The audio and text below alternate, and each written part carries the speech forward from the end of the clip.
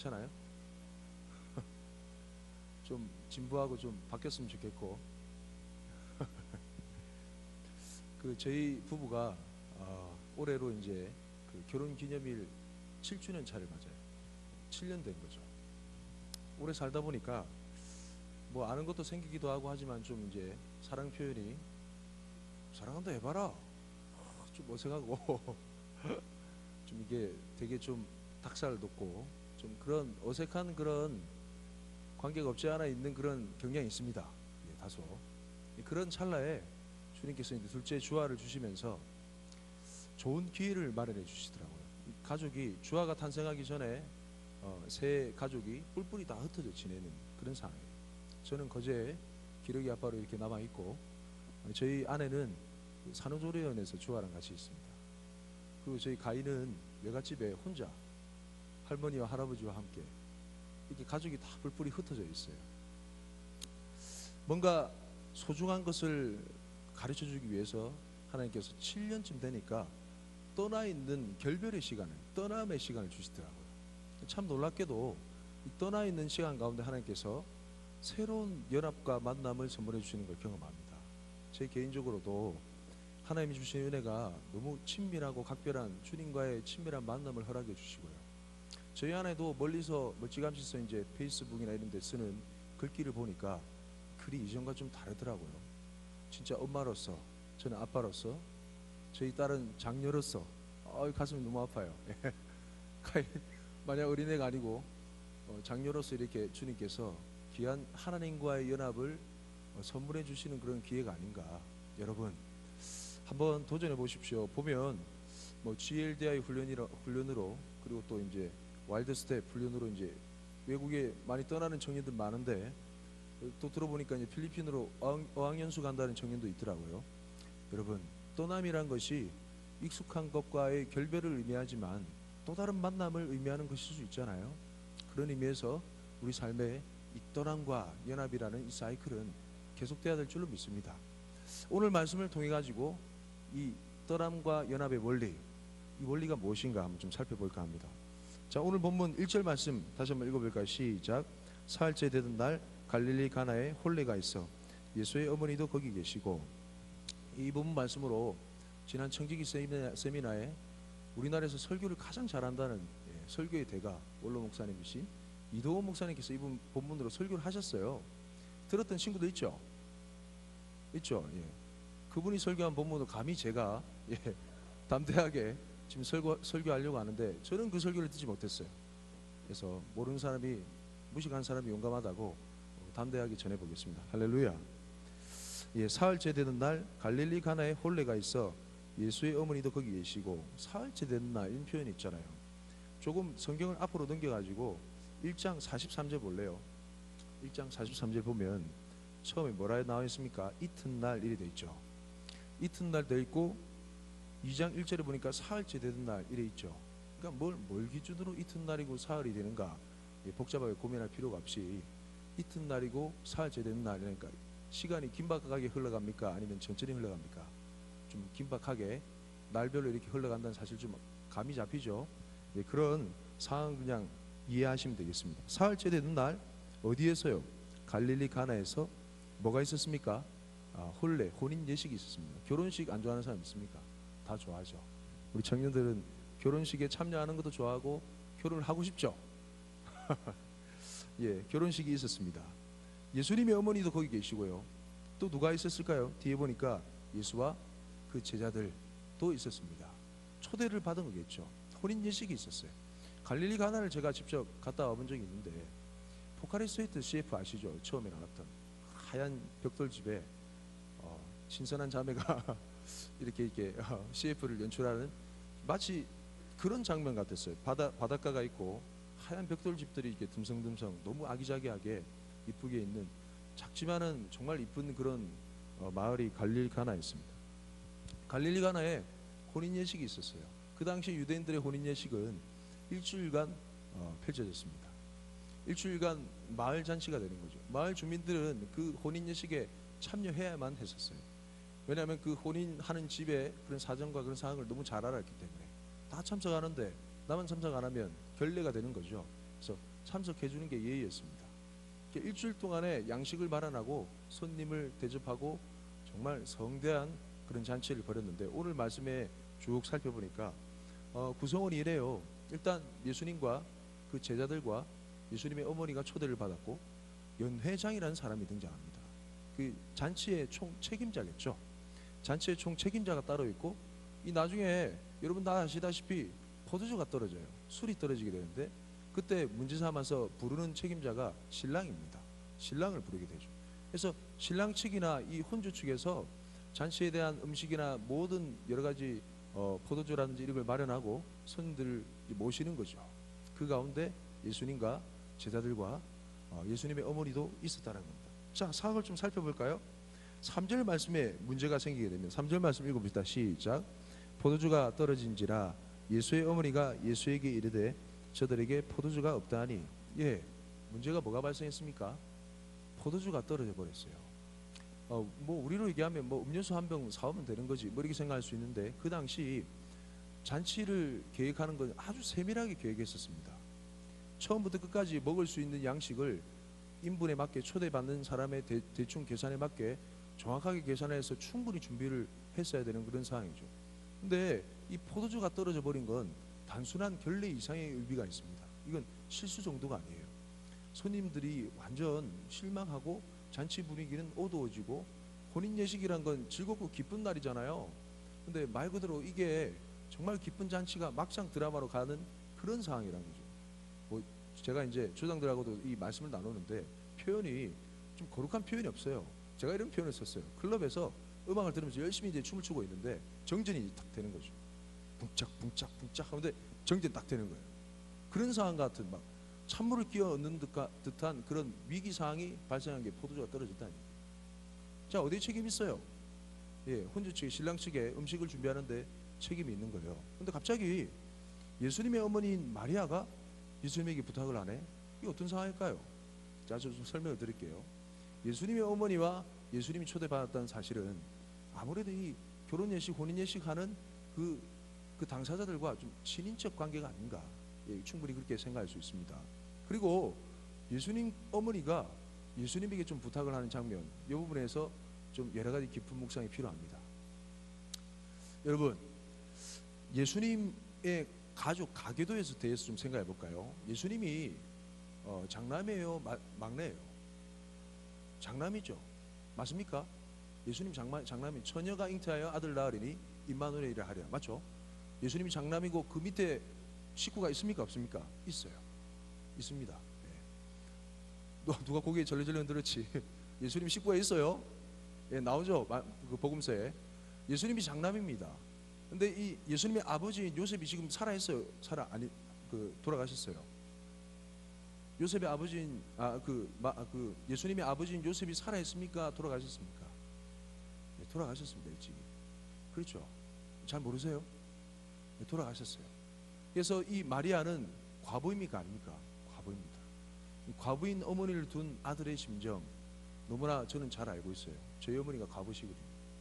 저희 아버지가 안 계시고. 이 과부인 어머니가 이 첫째 장남을 많이 의지할까요? 안 할까요? 정말 많이 의지합니다.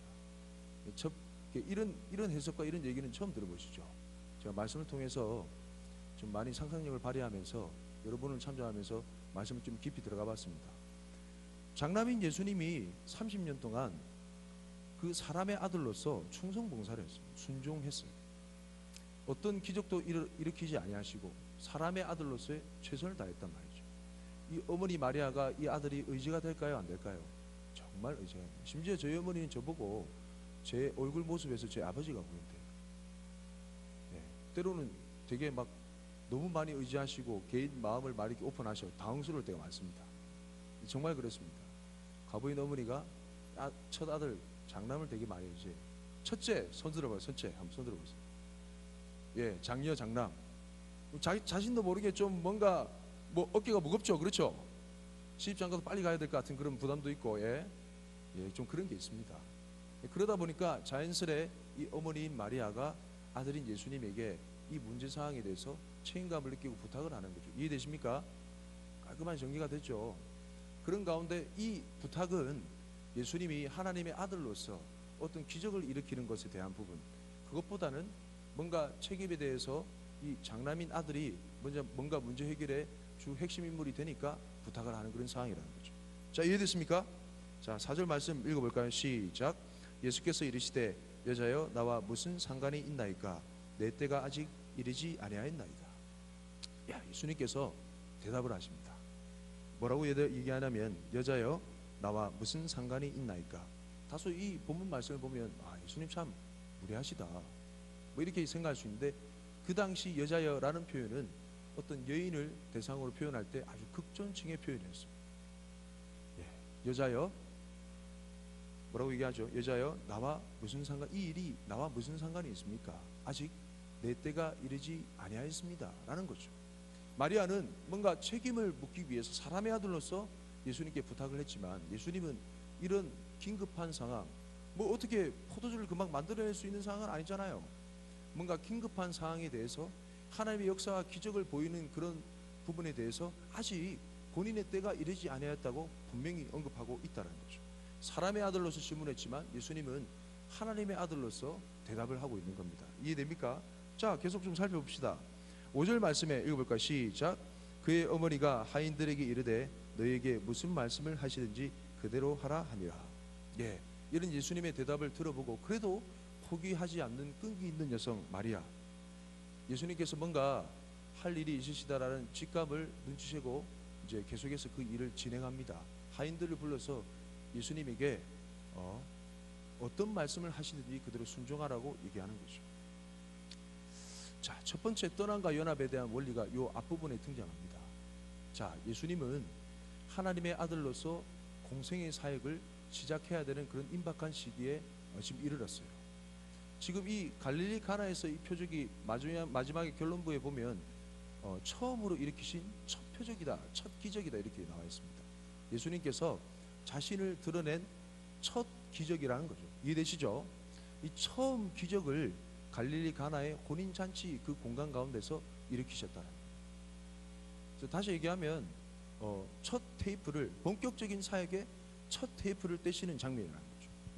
그 장면에서 어떤 전환이 있다는 겁니다. 자, 따라해 봅시다. 사람을 떠나 하나님과 연합합시다. 이게 처음에 첫 번째 떠남과 연합의 법칙입니다.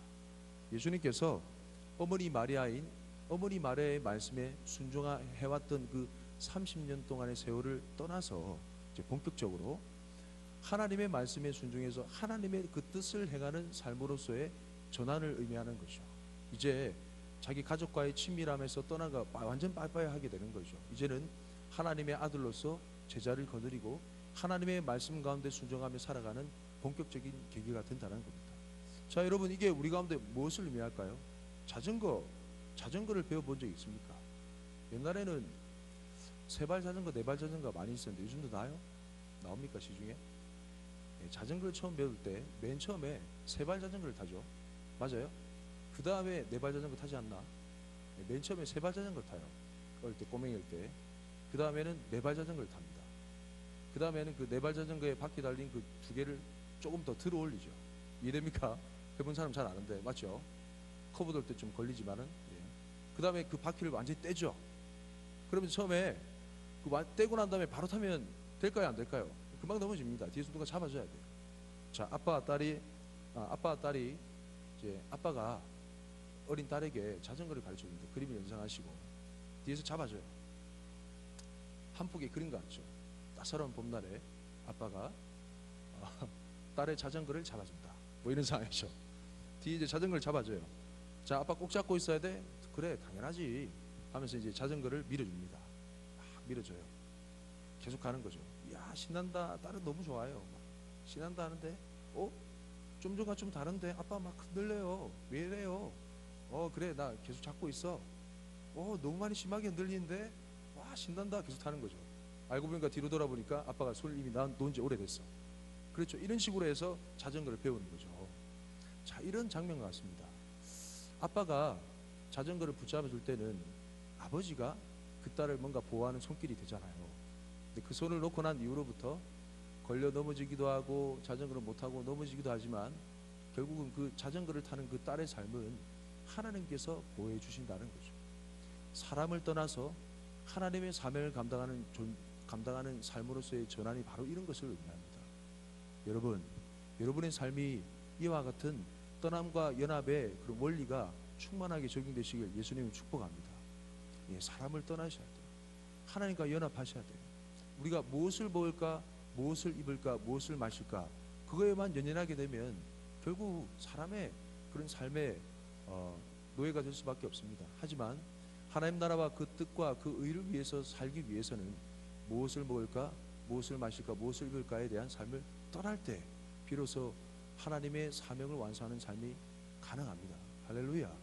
예수님은 마리아의 그런 수하에 있는 장남으로서의 삶을 떠나 하나님 아버지의 그런 말씀과 그 사명을 온전히 이루는 그런 삶으로 떠나시고 연합하셨습니다. 할렐루야. 자, 계속 살펴볼까요?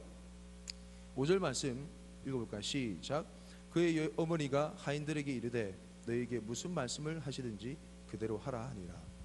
예, 그 끈질긴 여성 마리아는 예수님이 무슨 말씀을 하시든지 하인들에게 그대로 하라고 분부를 하는 거죠. 자, 7절 말씀, 6절 말씀 시작. 거기에 유대인의 정결 예식을 따라 두세 통 드는 돌 항아리 6이 놓였는지라. 예, 보통 보면 연회장 가운데 중심부 쪽에 보면 밥 먹기 전후에 손을 씻는 그런 물이 담긴 그 돌 항아리가 있었어요. 손뿐만 아니라 이제 그릇까지도 씻는 그런 항아리였습니다. 그 당시 사람들은 이걸 정말 중요하게 여겼어요. 위생 때문이 아니라 하나님 앞에 정결하고 거룩한 그런 예식과 같은 그런 식사 문화를 유지하기 위해서 이걸 중요하게 생각했어요. 이 두세 통 드는 돌 항아리, 뭐 그렇게 양은 정말 중요하지 않는 부분인데 한 100리터 정도 됩니다. 여섯 항아리니까 얼마죠? 600리터 되는 거죠. 엄청난 양입니다. 그 돌 항아리가 있었어요. 그래서 예수님께서 7절 말씀에 뭐라고 하냐면 그 항아리에 물을 채우라 얘기합니다. 그래서 하인들이 어떻게 하냐면 아구까지 채우는 거죠. 이 아구까지 채웠다는 것은 물 외에 다른 어떤 불순물도 들어가지 않았다. 물이에요. 그러고 난 다음에 그 물을 연회장에 갖다 또 주어라 얘기하는 거죠. 여러분 좀 상상해 가세요. 이 하인이 마른 하인인데 이 물을 연회장에 떠서 갖다 주는 거예요. 마음이 어땠을까? 상당히 두려웠을 것 같아. 죄송합니다 이런 표현에서 누구 연맥이는 것도 아니고 맞죠? 물을 그냥 맹물을 떠서 가는데 이거 뭐야 이러면서 막 뱉어버릴 수도 있고 맞죠? 그런 상황이란 거죠. 근데 이 물을 떠서 연회장에 갖다 주는데 이 물이 어떻게 됐습니까? 포도주로 바뀌는 겁니다. 그러면서 연회장이 마셔보니까 이 맛있는 포도주가 어디서 났지? 이렇게 물어보는 그 순간 아마 하인은 자기에게 말씀을 전한 그 예수님과 눈빛이 교차했을 겁니다. 마주쳤을 겁니다. 이 포도주가 어디서 났지? 하는 순간 하인은 예수님을 쳐다봤을 거예요. 예수님도 하인을 쳐다봤겠죠. 그 교묘한 눈빛 교환, 정말 아름다운 순간입니다. 예. 저 혼자 즐거운가요? 이 하인은요 그 집주인의 하인이었습니다. 그렇죠? 그의 말에 순종하는 그런 하인이었겠죠.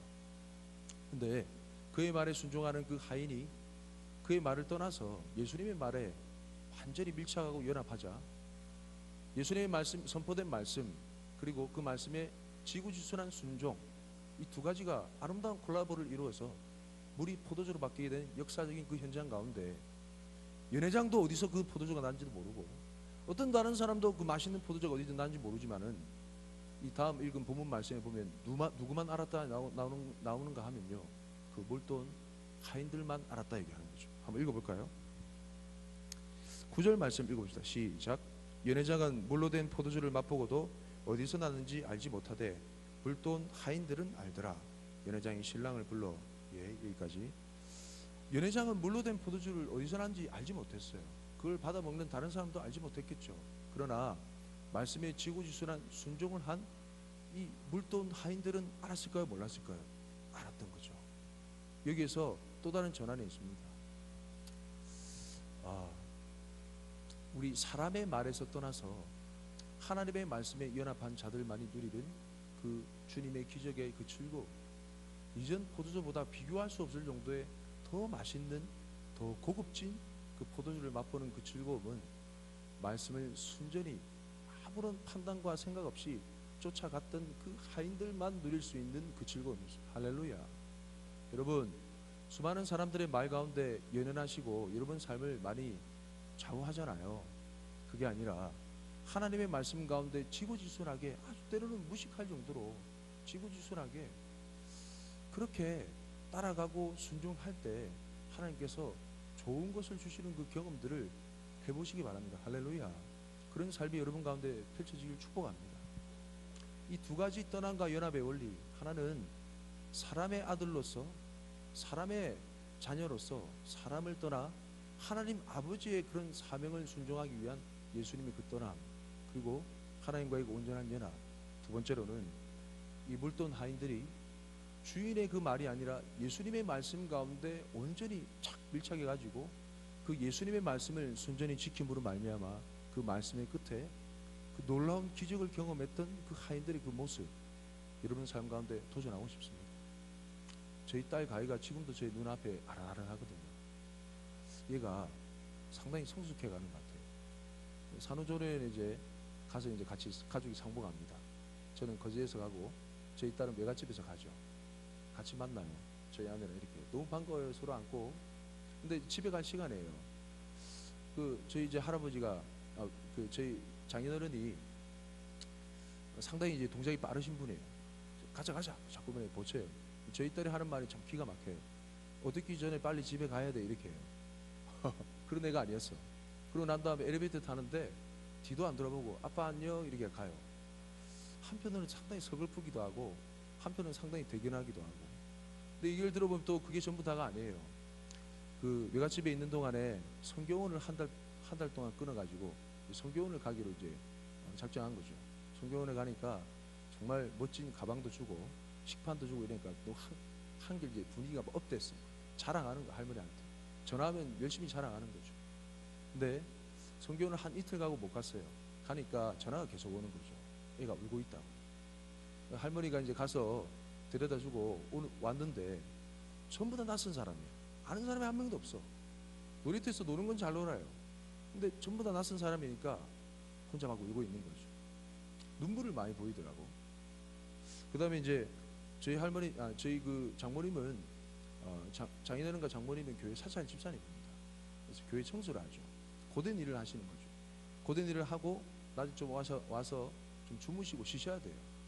그러니까 이제 저희 딸 가위 보고 우유를 이제 먹으라고 한 통 주고 먹고 난 다음에 잠에 드시는 건가 봐. 저희 딸이 할머니를 채 깨우지도 못하고 엄마 아빠는 만만하니까 깨우거든요. 아빠 일어나야 돼 막 이렇게 깨워요. 졸리는데 자꾸 깨워요. 할머니는 깨우지도 못하고 옆에서 우유를 다 먹고 난 다음에 막 닭똥 같은 눈물을 흘리면서 울고 있었대. 그 느낌이요. 자는 잠결에 그 소리가 들려 깨니까 깜짝 놀랐대요. 저희 그 장모님이 눈물을 많이 흘리더라고요. 여러분, 떠남의 눈물이 있을 때 온전한 연합과 성숙이 있으리라 확신합니다. 예수님께서 많이 우셨죠. 겟세마네 기도회 가운데 많이 우셨습니다.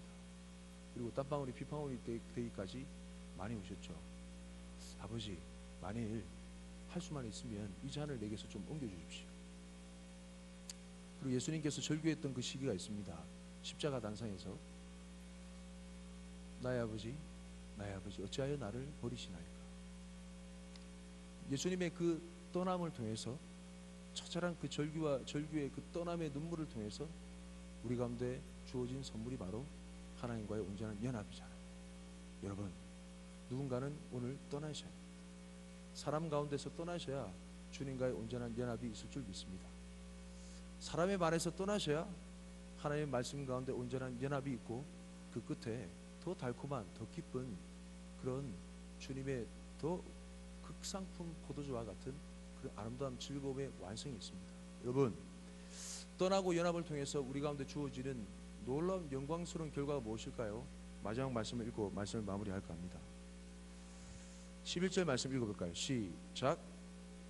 이 첫 표적을 갈릴리 가나에서 행하여 그의 영광을 나타내심에 제자들이 그를 믿으니라. 할렐루야.